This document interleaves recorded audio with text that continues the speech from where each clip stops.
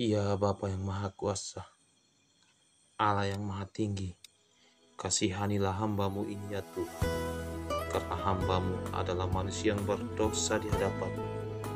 Kiranya belas kasihan-Mu ya Bapa, tercurah di dalam kehidupan hamba.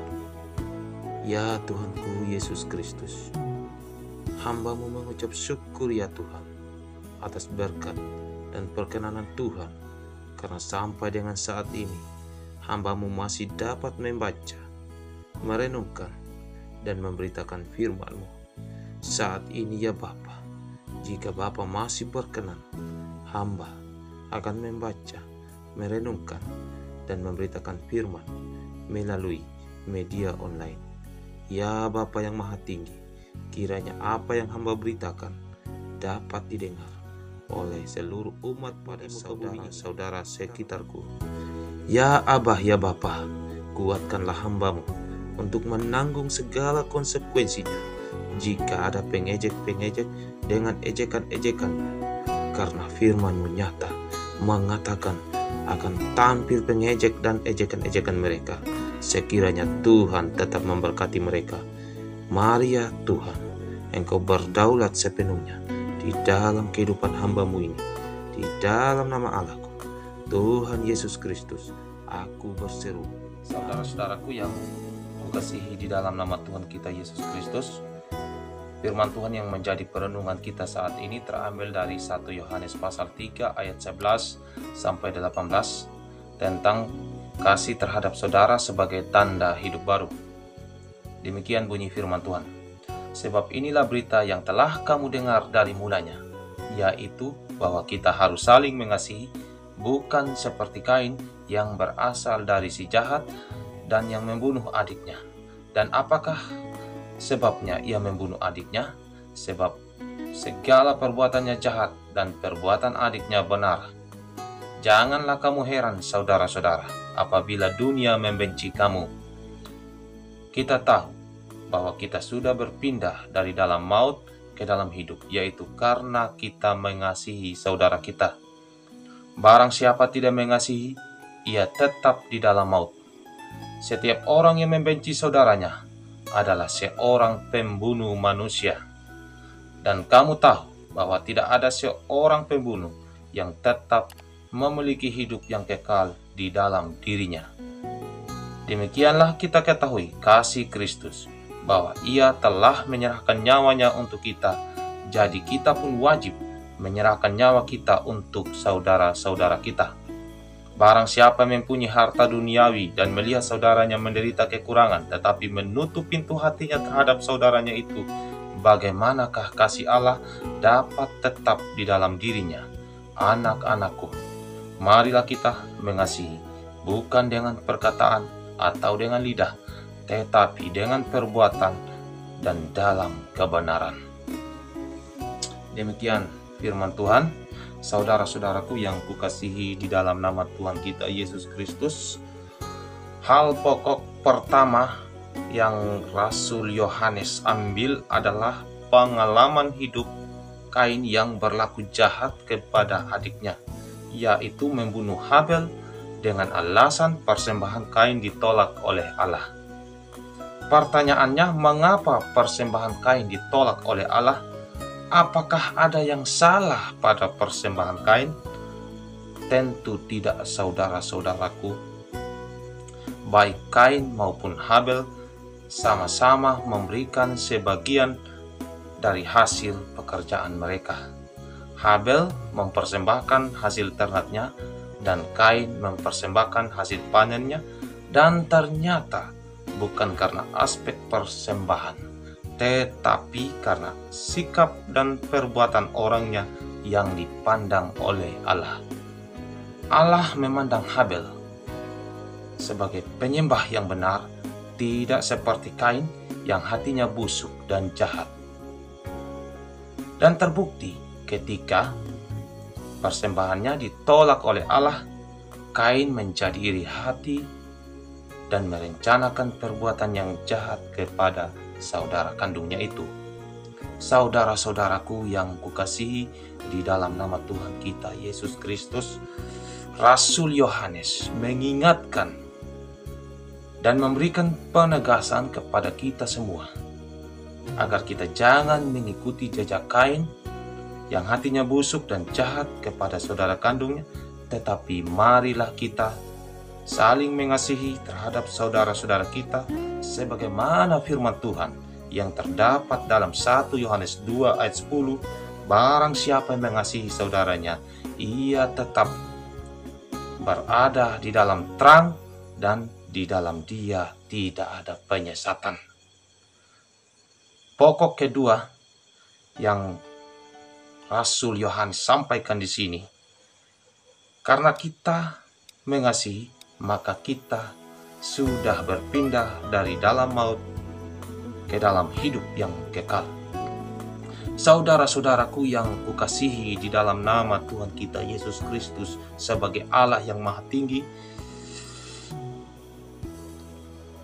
ketika kita sudah mampu melakukan perintah Tuhan untuk saling mengasihi dan mengampuni saudara-saudara kita, maka ini merupakan berkat yang luar biasa, dan kehidupan kekal akan menjadi bagian saya dan saudara-saudara.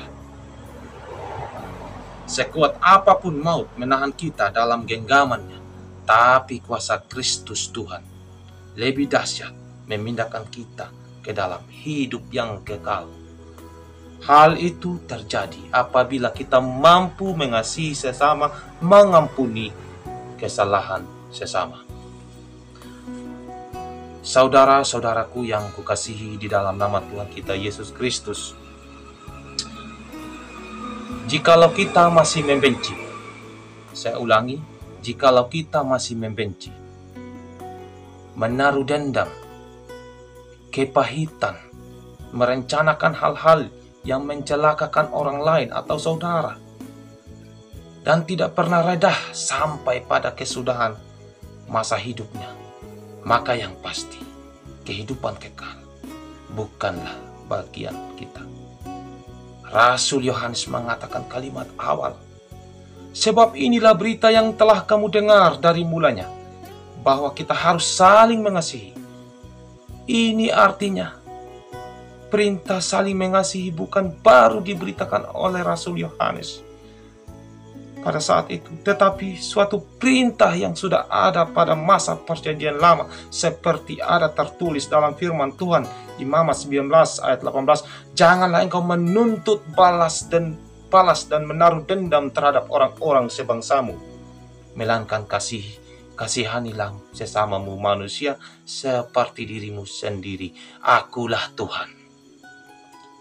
Nah, pada zaman Yesus Kristus, perintah saling mengasihi lebih dipertegas oleh Tuhan Yesus, sebagaimana firman Tuhan tertulis dalam Injil Matius 5 ayat 44 mengatakan demikian, tetapi aku berkata kepadamu, kasihanilah musuhmu dan berdoalah bagi mereka yang menganiayai kamu. Ini luar biasa, musuh dikasihani, didoakan agar dia mendapat pengampunan dari kuasa ilahi.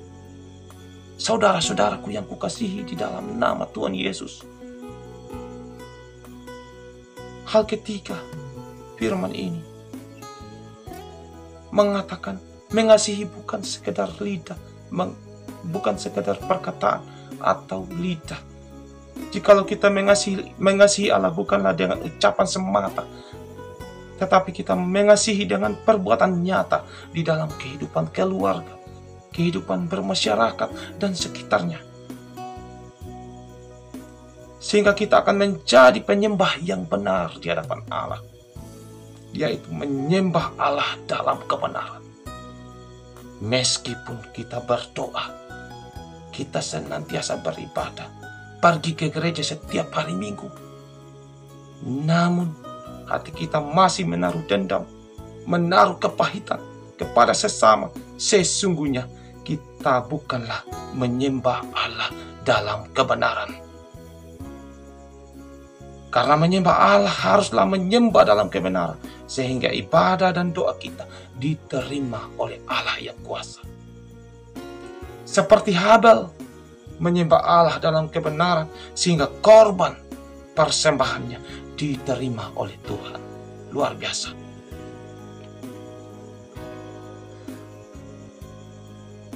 Jika ada saudara kita yang membutuhkan pertolongan yang segera dan mendesak, sekiranya kita memberikan. Jika ada pada kita yang dibutuhkan oleh saudara kita, misalkan saudara kita dalam keadaan sakit membutuhkan pertolongan kita, sekiranya kita memberikan pertolongan. Atau mungkin saudara kita di sekitar membutuhkan bahan makanan, maka sekiranya kita juga memberikan uluran tangan. Apa yang kita berikan dengan tulus, maka yang di atas akan melihat hati kita dan apa yang kita perbuat. Karena dengan kasih terhadap saudara-saudara sekitar kita dapat mengasihi Allah yang tidak kelihatan. Bagaimana mungkin kita mengasihi Allah jikalau kita tidak mengasihi sesama? Bagaimana mungkin kita mengasihi Allah jika kita berada dalam hidup yang serakah, dengki, dendam, iri hati, perseteruan, perselisihan, kepahitan terhadap sesama, merencanakan atau menghancurkan orang lain? Sekiranya kita minta tuntunan Tuhan untuk menjauhkan kita dari hati yang menimbulkan cara hidup yang demikian. Karena sesungguhnya firman Tuhan mengatakan cara hidup yang demikian tidak mendapatkan bagian di dalam kerajaan sorga.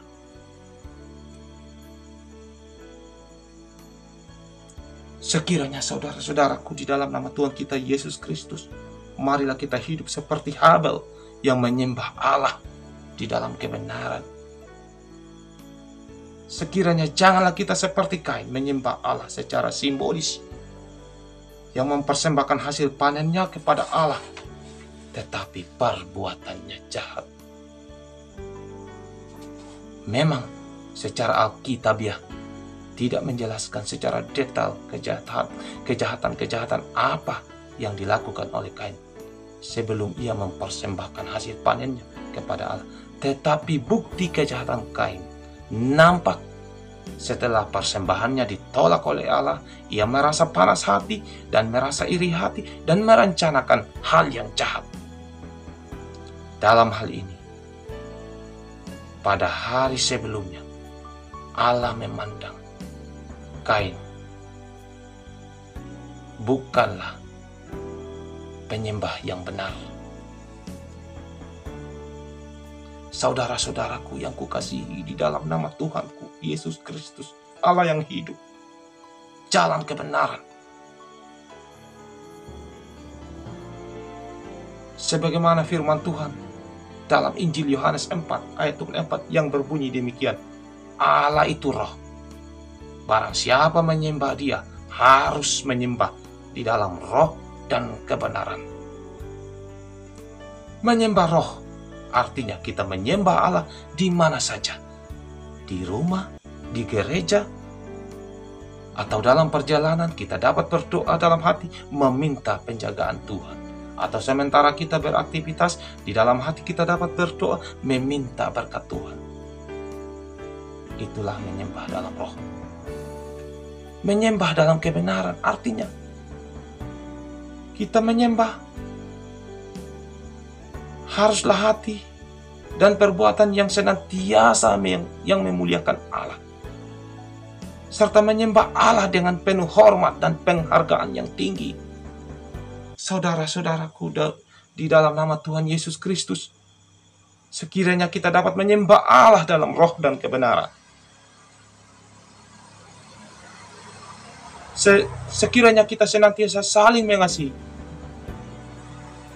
Karena apa yang kita perbuat, saya ulangi saudara-saudara, sekiranya kita saling mengasihi.